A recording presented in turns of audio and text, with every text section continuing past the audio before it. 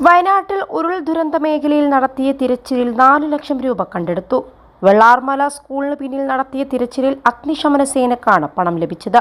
500 രൂപയുടെ 7ഉം 100 രൂപയുടെ 5ഉം കെട്ടുകളാണ് ലഭിച്ചത്. പ്ലാസ്റ്റിക് കവറിൽ പൊതിഞ്ഞ നിലയിലാണ് പണം കണ്ടെത്തിയത്. പണം റവന്യൂ വകുപ്പിന് കൈമാറി. ബാങ്കിന്റെ ലേബൽ അടക്കമുള്ള പണമാണ് ലഭിച്ചത്. കല്യാണ ആവശ്യങ്ങൾക്കോ മറ്റോ എടുത്തതായിരിക്കാമെന്നാണ് കരുതുന്നത്. മേപ്പാടി പഞ്ചായത്തിലെ ചൂരൽമല, മുണ്ടക്കൈ, പുഞ്ചിരിമട്ടം എന്നിവിടങ്ങളിലുണ്ടായ ഉരുൾപൊട്ടലിൽ 231 പേർ മരിക്കുകയും 128 പേരെ കാണാതാവുകയും ചെയ്തിരുന്നു. ചൂരൽമല, മുണ്ടക്കൈ, പുഞ്ചിരിമട്ടം എന്നിവിടങ്ങളിൽ ഉരുൾപൊട്ടൽ ദുരന്തത്തിൽപ്പെട്ടവരുടെ ആശ്രിതർക്ക് അർഹമായ ആനുകൂല്യം കാലതാമസം കൂടാതെ ലഭിക്കുന്നതിന് നടപടിക്രമങ്ങളിൽ ഇളവ് വരുത്തി സർക്കാർ ഉത്തരവിറക്കിയിരുന്നു. ഉരുൾപൊട്ടലിൽ മരണമടഞ്ഞവരുടെ ആശ്രിതർക്ക് അർഹമായ എക്സ്ഗ്രേഷ്യ ഉൾപ്പെടെയുള്ള എല്ലാ ആനുകൂല്യങ്ങളും ലഭിക്കുന്നതിനാലാണിത്.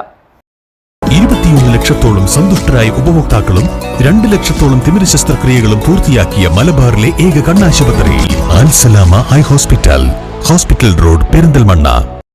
കോവിഡ് ദുരന്തത്തിലെ ആശ്രിതർക്ക് നൽകിയതിന് സമാനമായി അടുത്ത ബന്ധുവിനെ അനന്തരാവകാശിയായി കണക്കാക്കി ആനുകൂല്യം നൽകുന്നതിന് ദുരന്ത നിവാരണ ആക്ടിലെ 19-ാം വകുപ്പ് അനുസരിച്ച് സംസ്ഥാന ദുരന്ത നിവാരണ അതോറിറ്റിക്കുള്ള അധികാരം ഉപയോഗിച്ചാണ് സർക്കാർ ഉത്തരവിറക്കിയത്. ഇത് ദുരന്തത്തിനിരയായവർക്ക് ഏറെ സഹായകമാകും.